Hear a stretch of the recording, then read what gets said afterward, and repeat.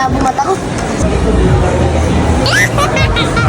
Hello mga mommies, pagkatapos nga ng celebration, dito nga kami dumiretso sa may mall. Para na nga din makapaglaro si Kyle pati na rin si Stanley. Wala na nga rin kasi talaga kaming ibang pupuntahan dito, kaya naman sa mall na nga lang talaga yung naisip nila. Sip pa nga talaga kami nito, kaya naman bumili na nga lang muna kami dito ng drinks. Nana pa nga talaga namin to, paano ba naman kasi favorite nga talaga namin ni Kyle to. Yung sa akin, buko pandan, tapos yung kay Kyle naman buko. Buti na nga lang sa dinaanan namin kanina, may nakita kami nito, paano ba naman kasi kanina pa din talaga namin to hinahanap. Pinatikim na nga rin pala sa amin ni Kyle to, pero hindi ko talaga nagustuhan dahil sobrang tabang niya. Tapos pinatikim ko na nga rin pala sa kanila yung buko pandan. Gustuhan ko din to kasi hindi siya ganon katamis. Yung buko naman gustong gusto ni Kyle pati na nga rin ang daddy niya. Tapos bumili nga lang si Kyle ng candy dito sa may candy corner. Tikman ko pero hindi ako masyadong mahilig dito sa ganitong candy na jelly. Yung daddy naman niya nagustuhan din. Nadaanan nga namin yung Chris Sports kaya naman ito pumasok na nga si Kyle. Hanggang tingin lang naman talaga siya dyan, Diyos ko po. Bali, magpapagawa nga din pala si Kyle dito ng salamin. Dalas na nga rin kasi talagang sumakit yung mata niya dito. Ang sinadya rin kasi talaga namin dito yung salamin. Sa akin, dito ko nga rin pala pinagawa, tapos ito, at magpapalit na nga din talaga ako. Napakaraming ang tao dito dahil meron nga silang nakasale. Pero tinutulungan na nga ako ng daddy ni Kyle dito para makapili ako ng frame ko. Sukat na nga ako dito, pero nung nakita ko yung presyo ng gusto ko, ay nako, Diyos ko po. Bigla ko na nga lang nahubad yung salamin na sinuot ko. Ang bala ko nga lang sana dito,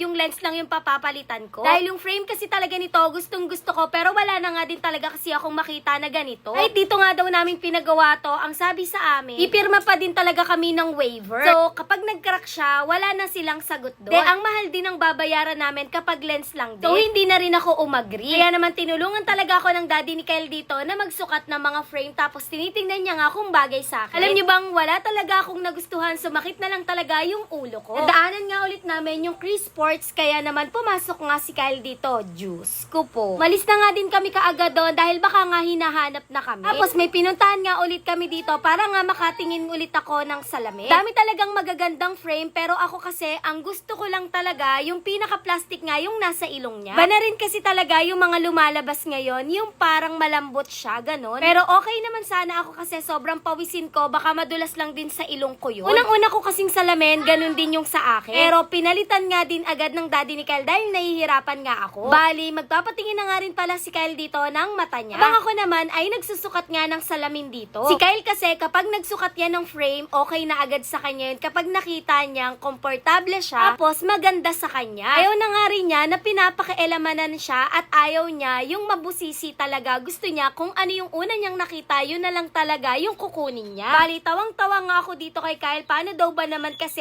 hindi daw talaga siya magpapasukat ng salamin dito? Diyos ko po. Kala nyo nga lang daw yun, ang dami-dami ko pa nga daw sinasabi. Bali, tawang-tawa nga ako dito kay Kyle. Paano ba naman kasi, sinabi niya nga sa akin, isukat ko yung mga kinuha niya sa akin. Pero nung 5 taon hanggang 6 years old talaga si Kyle, meron siyang salamin. Bali, sinusuot niya nga talaga yon kapag mag-gadget siya. Paano ba naman kasi, nung bata nga si Kyle, madalas din talagang sumakit yung mata niya. Aga rin kasi talagang nag-gadgets ni Kyle noon, parang 3 years old lang ata, may sarili na nga siyang gadgets. Sinukat na nga ni Kyle dito yung salamin ko at masakit daw talaga sa mata. Ali, kanina pa din kasi talaga kami ikot ng ikot dito at wala din talaga yung nagustuhan ko, kaya ang ending hindi ako nakabili. Nako, thank you so much po dito sa raketa ni Kyle. Kung nakadalawang balik ka lang tapos may paraketa na, yun lang. Thanks for watching. Bye-bye!